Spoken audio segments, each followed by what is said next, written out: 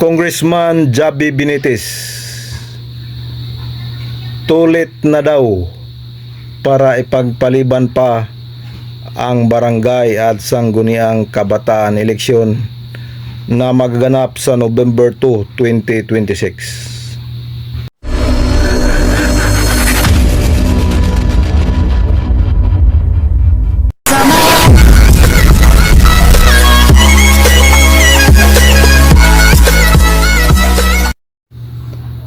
Hello mga kapobre, welcome back sa ating munting channel, Cap John Official.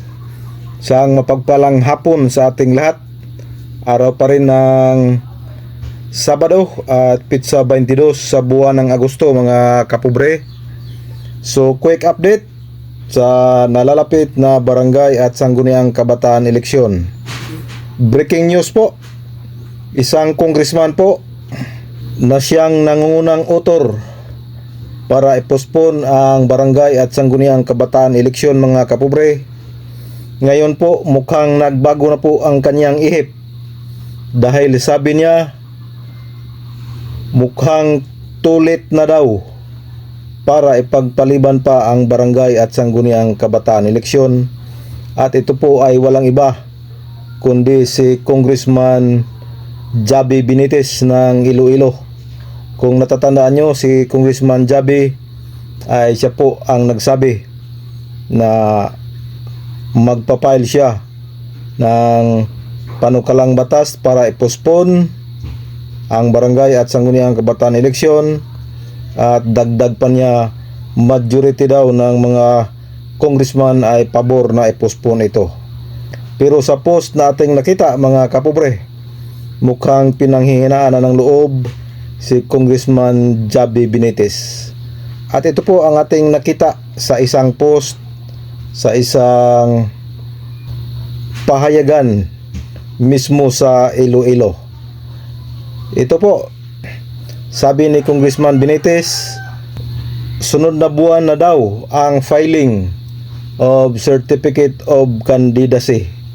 So kung tutuusin, August 22 ngayon, so ilang linggo na lang ay magkakaroon na ng filing of Certificate of Candidacy. Pangalawa niyang sinasabi, magiging busy na daw ang mga congressman sa deliberasyon sa national budget dahil kasalukuyan pong nagkakaroon ng deliberasyon para maipasa itong national budget, at ito ang mas pinakaimportante kaysa barangay at sangguniang kabataan eleksyon. At pangatlo po, hanggang ngayon daw ay hindi pa nasundan yung naunang committee hearing sa Committee on Suffrage and Electoral Reforms. Kung kaya sa tingin ni Congressman Javi Benitez, mahirapan na daw ang Kongreso na i-postpone ang barangay at sangguniang kabataan eleksyon, at parang huli na daw ang kanilang i-final na panukalang pagpapaliban ng barangay at sangguniang kabataan eleksyon. At pangapat po, at sa pagtatapos ng pahayag ni Congressman Javi Benitez, sinasabi niya na habang nagsulputan ang mga bill postponing the barangay at sangguniang kabataan eleksyon sa Kongreso, ang Comelec po ay hindi po humihinto. Patuloy po ang kanilang paghahanda para sa November 2, 2026 barangay at sangguniang kabataan eleksyon, kung kaya mahihirapan na daw ang Kongreso na maipasa ito. And dagdag pa ni Congressman Javi Benitez, kung matuloy man o hindi ang barangay at sangguniang kabataan eleksyon, sila daw ay handa na.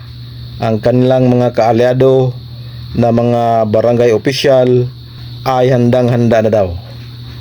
So yun po ang post sa isang pahayagan sa Iloilo na ating nakita mga kapobre. So napagtanto ni Congressman Javi Benitez na mukhang late na daw ang kanilang pag-file ng postponement sa BSKA. At ang mas pinakabalaki dito ay ito pong pagpasa sa national budget. Dahil sa Kongreso manggagaling yan, magkaroon ng matinding deliberasyon yan sa Kongreso. Kaya yun daw ang pagtuunan ng pansin ng Kongreso ngayon.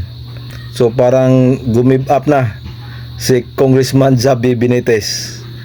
So abangan natin yan mga kapobre sa susunod na linggo kung ipagpatuloy pa ba yung committee hearing sa Kongreso or yung committee hearing sa Senado patungkol doon sa i-file ni Senador Chis Escudero, kung sa susunod na linggo ay magkakaroon na ng committee hearing. Pero pag sa susunod na linggo ay walang committee hearing na mangyari, congressman or Senado, ay posible po ito hindi na makahabol. Kaya get ready, aspirant and incumbent. Let's get ready to rumble na. November 2, 2026, Barangay at Sangguniang Kabataan Election, Huelpostro. This is your Cap John Official. Please support, please subscribe. Bye-bye and God bless us all.